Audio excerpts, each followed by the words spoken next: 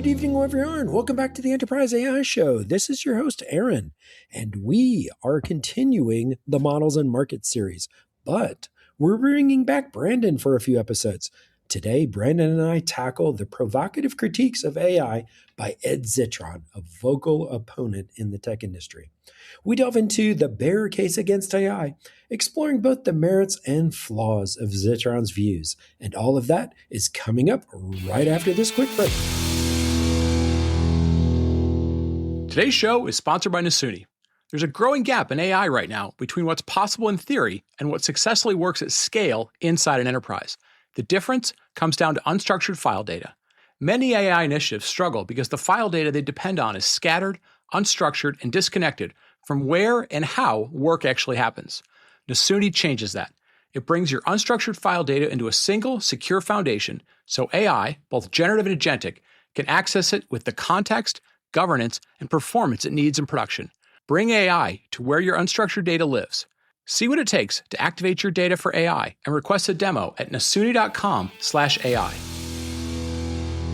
And we're back, and we have a guest host, guest star. I don't know what you want to call it anymore, but regular guest at this point. That's right. I'm slowly I'm going to take over the Reasoning, or not the Reasoning Show, the Enterprise AI Show. I'm taking it over one episode at a time. That's right. So here's what's going on. We're going to continue our what we're calling models and markets. We keep saying, oh, we're going to name it, and then we keep calling it models and markets. So we're just going to go ahead and call it models and markets now. But we're going to do a slightly different approach with Brandon and I doing this one today. What we're going to do is maybe get into a little bit more on the technical side of some of these, and also try and figure out some of the bear and bull sides of all of that. And the one we're going to start with today is everyone's favorite critic in the industry, Ed Zitron and the bear case for AI. Like, we're going to kind of introduce this as like, we're just going to say what's right, what's wrong about AI. And as we have in a lot of these shows, we're going to do kind of a what's now, we're going to do the past, we're going to do the present, we're going to do the future. And so, Brandon, you originally actually came up with this idea, so I'm going to do the why now. So I'm going to kick it over to you. Why now, and why Ed Zitron? Well, I mean, I think Ed Zitron, as you already mentioned, like he's made his name as the biggest critic, I think, of AI, at least the most vocal. And I think the question to ask him is to kind of go, I think of it, he lays it out this way. He basically says AI, for the most part, doesn't really do anything productive, and therefore people are over investing. And he would say something along the lines of Silicon Valley is like out of ideas, right? That's kind of like making his very long case much shorter. And I think, if we pick that apart, I guess I'll start with this. Is like, I always think his clear mistake in my mind is he can't separate valuation from kind of the benefits, right? Like and I'd like your take, because I know you're in this world very, day to day. It's like, two things can be true. And this is like, this will be unsatisfying to everyone, right? It is possible that the AI companies that we know of today are overvalued, right? Simultaneously, it's very possible that AI provides a lot of value to people in lots of different ways, right? And as with any company or any type of new technology, this is like the boring part or the ugly part of capitalism. Like, this is what we're trying to figure out. How much is this worth? What does it do? How much? And it kind of goes back and forth. And over time, right, industries usually settle out, right? If you think about the railroad or shipping, it's really well known. This is what it costs to ship a container. It's been like that for a long time. It's very predictable. And when I say a container, I mean like a physical, shipping container, not like a technology container. Right. And I think that's where I think Zitron is just constantly conflating these things. Because when I hear him talk, I do understand where the valuation argument comes from. And it's very well grounded. And like, we could all probably make a similar case. Simultaneously, I always think like he's not taking the time to like use some of this stuff in his personal life. Right. And like, he's a writer, and anyone that writes a long newsletter, I mean, I'm going to go out there and say, it can always help you edit a newsletter. It's no reason AI can't give you ideas about what did you miss? Is it adhering to my writing style? Typos? I mean, this is just general editing stuff. So at the absolute minimum, right? That would help him and help us all newsletter writers. And I don't think that's cheating by any means, just like it's not cheating by, sometimes I send you guys ideas, right? In the Slack, and you guys say, this is good and this is bad, right? And well, you're not always available. You're busy. You have real jobs. So sometimes I need someone else to do that. So that's kind of, I guess, the why now is, why are we talking about this now is I think Zitron is just conflating those two issues. And I think it's our chance to kind of pull them apart. What are your thoughts? Yeah, no, I actually completely agree with you. And it's so interesting to me. Also, I'm going to do the why now and the past all in one. How much of this is, and not just Ed, but the industry feeds on critics. Mm-hmm. And there is always going to be a market for the critic side of everything. Everything we've ever done in this market, there's always a bubble. There's always something coming. There's, every good side has a bad side. And especially with technology, there's lots of ideas of like, okay, hey, this is just a fad. And there's the idea of like, okay, you can pick some of these things over the years of like all the different waves, this podcast has written over the years. Every single one of them has a downside, and some of it might be right, some of it might not. And a lot of it is just normal product cycles. I won't even call it hype cycles. I'll just call it product cycles. Right. And is Ed and others just predicting this because it goes up so fast, it has to come down that fast as well?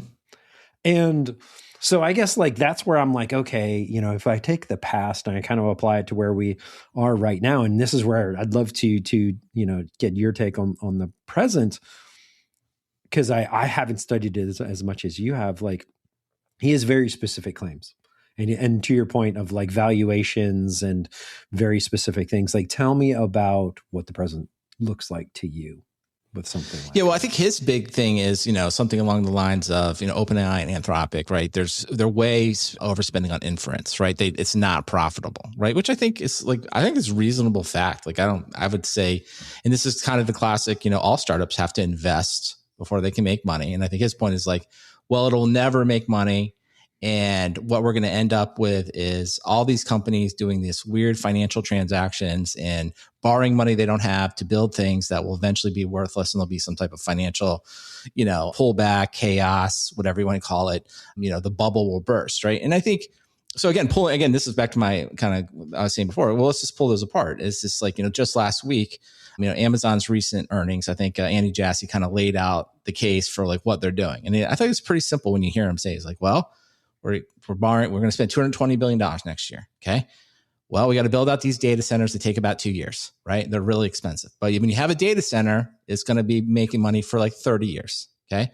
Then as we get close to them actually in that 2-year cycle, when we get close to actually utilizing those data centers, we'll have to go buy all the servers. And that takes about 6 months. And those are going to last, we're going to depreciate them for 3 years.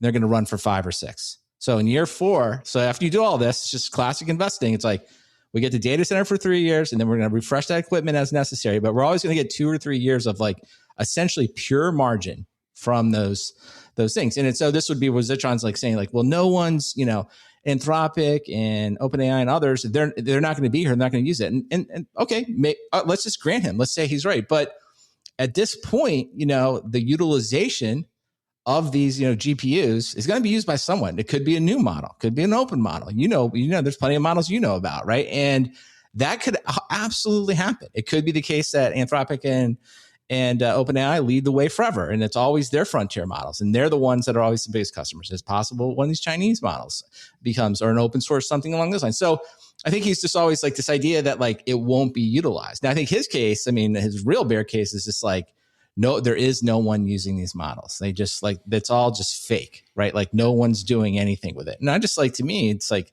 it just doesn't pass the sniff test. Like I use it all the time. All of software development's fundamentally changed. And I think, this is where maybe he could say, I don't get it, but I'm just like, it's slowly going to, if you will, make its way into like quote unquote normal people jobs, and they're going to use it more. And so even if like, the example that people always like to say is like, well, in the .com boom, it's like the dark fiber, laid in the ground and then eventually was utilized. And I just kind of see the same thing here. It's like these data centers and this technology, I think it's going to get used, barring something just unforeseeable. Maybe tomorrow, maybe you do it, and maybe someone else. Hopefully, you do it, and you'll share the secrets. You're like, I have something better than the transformer. I don't need to do this complicated mathematics anymore. I can do it all on a laptop. Well, okay. Well, then I just would be like, yeah, that money's wasted, but we probably are even in a better place, right? Something even better is about to happen. Yes. Well, and I'll say this. I think the dark fiber layout is the best tech analogy we have of like, okay, yes, absolutely. There's no doubt our industry is burning through money at unprecedented levels. Get it. But I also firmly believe it is exactly that of it's laying train tracks, it's laying dark fiber, it is setting up infrastructure for a whole next generation of things that is absolutely kind of this, AI forward world, if we will. And yes, to your point, I mean, there's so many ways in which it optimizes things I do, both personal and professional. I don't think the genie's going back in the bottle there. Now, to maybe lay out a little bit about this, though, like what I actually want to talk about is like when you were talking about, okay, we do these build outs and, these are only good for we're going to have like, okay, GB300s and GB200s and, you keep going back models and models and models. And as these things kind of depreciate, like let's all put on our hardware and data center hats for a second. What I see happening is it actually will allow cheaper and cheaper, lower rate inference. Like, basically not everyone's going to need the Ferrari every time. And so it's going to allow more economical low end. And you build out the top end, you just keep building out the top end, and then everything keeps funneling down over time. And I think that's actually plays really well into the AWSs of the world. I mean, that's where they know how to, absolutely maximize something like this over, say, an OpenAI or some of these others. A lot of folks write the hyperscalers off, but I think, one thing they know how to do is build for the future and then optimize that for, ops over time. Absolutely. And I think, maybe we won't get into it too much today, but maybe we'll talk about it in a future episode. It's like, how all this could play out in multiple ways. One example is that just what you said, the hyperscalers love the fact more models, and they would love to be the infrastructure for all the major model companies. But coming, at some point, this is like, just ripping off some Ben Thompson, discussion here. At some point, let's assume for a second Anthropic and OpenAI get so big that they're the dominant. They have the value, right? People want to buy the tokens from their models. At some point, they'll do the math and say, we should build the data centers. We don't want to, if you will, be renting this out. And then they would start to be in conflict with primarily Amazon as well as Azure. Now, Google's like in this other weird category. They both make a model and they also rent models. So they're like in this, I don't even know what to call them. It could happen that way. So you could say like, and I think this is why Azure and AWS, they're investing so aggressively. Like they've kind of lost out. I know sometimes people don't like when we say this, but like they're not really making frontier models. I don't think that's news to anyone. So the best business for them is to be like, we want to host all the inference, and we want to make sure that we do that in a way that we have all the models people want, and we don't allow one of these companies to usurp us and become the only thing. But who knows? And back to Zitron's case, it's like, it's possible that happens, that like Anthropic goes away and we go there. And I always say this in like the harness, like it'd be fine with me. Like I use Claude a lot when I just do /models and I just switch. It'd be great if they were like, fine, put 100 in there. I don't care, because I do kind of move around. I try to, like, if you will, manage my own little home budget, right? And that may happen. That's a good way to think about it. Yeah. Right. And the same thing with like, or it's possible it goes the other way. It goes that like Anthropic does become the behemoth and they end up buying all these data centers from AWS and Azure because they're like, we just don't need that from you anymore. In fact, we're going to buy that and we're going to keep it. We're going to build it out. And we've seen this play out like millions of times. It's a little bit of the whole private public cloud, discussion we've been having. You guys have been having it for like, I don't know how long this podcast has been going, 15, 20 years. So It's the same thing. And again, it's like, it's maybe unsatisfying to everyone. It's again, like two things can be, always two things can be true, right? There's a lot of promise in AI and the valuations can be out of whack, but it's okay. It's going to work its way out. I'm not going to say it's going to be very windy. We're going to do many podcasts about it, but like it'll work its way out. Yeah. And I'll add this and I'll kind of close on this as well, like a potential future kind of thing. I think what could really happen here is it depends on who you believe. And the reason why I say that is, as we're recording this, a bunch of earnings calls are starting to come out. And again, all you keep hearing from earnings calls is like, hey, we are hardware limited or we are GPU limited. Like if we could go build data centers or if we could get our hands on more GPUs, we could, hit demand. Now, I think they're always a little hand wavy when it comes to what is that demand? Is it customer demand? Is it like their own demand to make their own models? Like, I feel like they kind of blend all of that together and just go, hey, look, we have so much demand. It is amazing. But if you really peel that back to your point, maybe there's something there, maybe there's not. But I think there's enough evidence to say, okay, it passes a sniff test. And I think what you and I are both agreeing on is Ed's classically curmudgeonly, the sky is falling thing. Because honestly, I just think that's how he makes a name for himself. And that's just his thing. He's the classic bear guy, no matter what the markets are. And he's just continuing that trend. And that makes him money. Yeah, absolutely. That's how he makes his money. Like everyone makes their money how they can. And he's figured out a way to make money by going, oh, nope, that's crap. Absolutely. Totally agree. All right, man, we're going to end it there. Thank you very much, Brendan. Appreciate you taking the time today. And for everyone out there, thank you very much for listening. And of course, as always, we would love your feedback on the podcast. And of course, reach out to us on all the socials as well. And we will talk to everyone next week. Thanks for listening. Check us out at theenterpriseaishow.com for past shows, newsletters, and all things enterprise AI.